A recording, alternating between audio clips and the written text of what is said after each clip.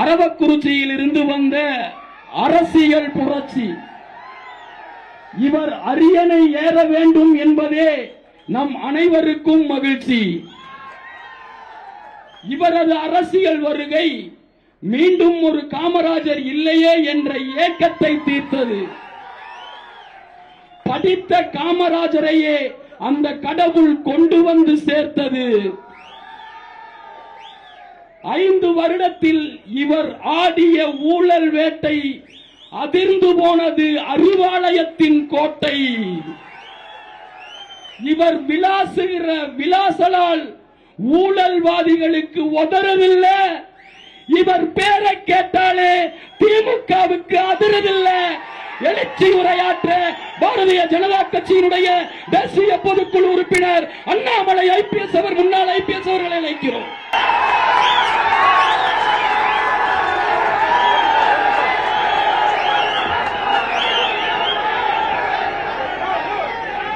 அன்பார்ந்த பெரியவர்களே, தாய்மார்களே, இந்த அற்புதமான விழாவில் பங்கேற்றுக் கொண்டிருக்கக்கூடிய நம்முடைய சொந்தங்களே, குறிப்பாக நம்முடைய தாய்மார்களே, சகோதரிகளே, இளையவர்களே, மேடையின் மீது இருக்கக்கூடிய இந்த இயக்கத்தை மிகச் சிறப்பாக நடத்தி கொண்டிருக்கக்கூடிய அருமை தலைவர்களே,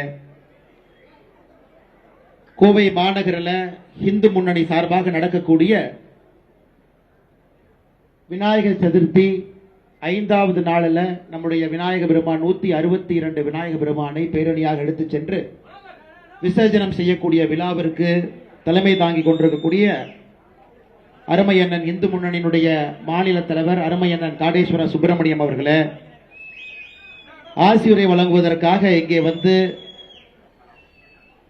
இந்து சமுதாயத்திற்கு ஒரு பெரிய பக்கபலமாக இருந்து செயலாற்றிக் கொண்டிருக்கக்கூடிய காமாட்சிபுரம் ஆதீனம் 2வது குருமகா சன்னிதானம் சாத்த ஸ்ரீ பஞ்சலிங்கேஸ்வர சுவாமிகள் அவரே, சிறப்புரை நல்கிவிட்டு அமர்ந்திருக்கக்கூடிய இந்து முன்னணி மாநிலத்தினுடைய பொதுச் செயலாளர் அருமையண்ணன் ஜே.எஸ். கிஷோர்குமார் அவர்களே, மாநில நிர்வாக குழு உறுப்பினர் அண்ணன் சதீஷ் அவர்களே, மிகச் சிறப்பாக இந்த நிகழ்ச்சியை ஒருங்கிணைத்து இந்த நிகழ்வுக்கு முன்னிலை வகித்துக் கொண்டிருக்கக்கூடிய இந்து முன்னணியினுடைய கோவை மாநகரனுடைய மாவட்ட தலைவர் அருமையண்ணன் தசரதன் அவர்களே, என்னோடு இந்த நிகழ்வுக்கு வந்திருக்கக்கூடிய பாரதிய ஜனதா கட்சியினுடைய மாவட்ட தலைவர் அருமையண்ணன் ரமேஷ் அவர்களே, பாரதிய ஜனதா கட்சியினுடைய மாநிலத்தினுடைய பொருளாளர் அண்ணன் எஸ்.ஆர். சேகர் அவர்களே, மேடையின் மீது இருக்கக்கூடிய மாவட்ட தலைமை விழா குழுவினுடைய எல்லா உறுப்பினர்களே, பத்திரிகை நண்பர்களே, காவல்துறை நண்பர்களே, எல்லோருக்கும் என்னுடைய மாலை வணக்கத்தை தெரிவித்துக் கொள்கின்றேன்.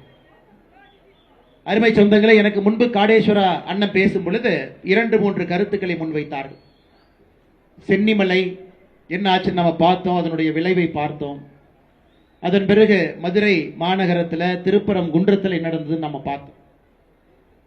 அதையெல்லாம் எழுச்சியாக மக்கள் ஒரு இடத்துல வந்து கேள்வி கேட்க வேண்டும் என்பதற்காக இந்து முன்னணியினுடைய தலைவர்கள் நண்பர்கள் எல்லோரும் ஒருங்கிணைந்து முருகர் மாநாடு ஏற்பாடு செய்திருந்தார்கள்.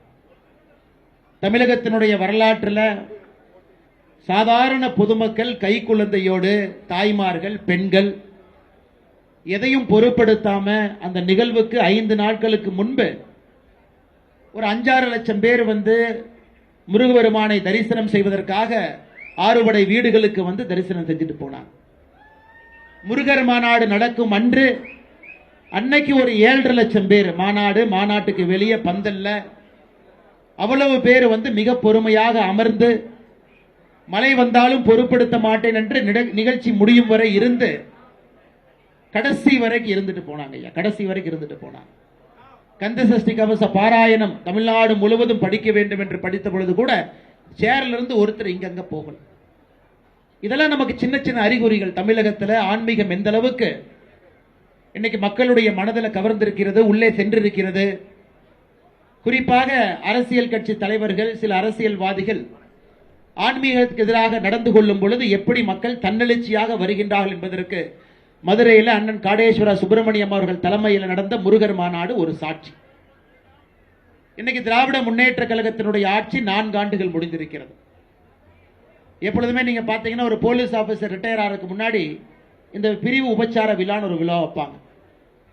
நம்முடைய முதலமைச்சர் ஐயா ஸ்டாலின் அவர்கள் 2026 மே மாசம் ரிட்டையர் ஆக போறார்.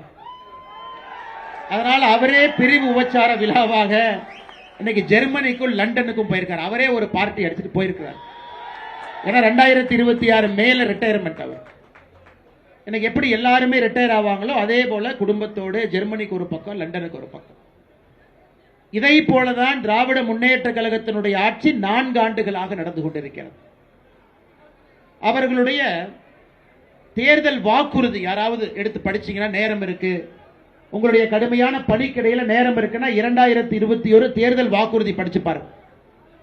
நாங்க ஆட்சிக்கு வந்தோம்னா ஒரு ஆண்டு இந்து கோயிலை புனரமைப்பதற்காக ஆண்டுக்கு 1000 கோடி ரூபாய் ஒதுக்குவோம் அப்படின்னு தேர்தல் வாக்குறுதி. இன்னைக்கு 4 ஆண்டுகள்ல 4000 கோடி ரூபாய் ஒதுக்கி இருக்க வேண்டும். ஆனா மொத்தமா தமிழக அரசினுடைய 4 ஆண்டு பட்ஜெட்டை கூட்டி பார்த்தீங்கன்னா கோவில் புனரமைப்புக்காக மொத்தமாக திராவிட முன்னேற்ற கழக அரசு செலவு செய்திருப்பது 155 கோடி ரூபாய்.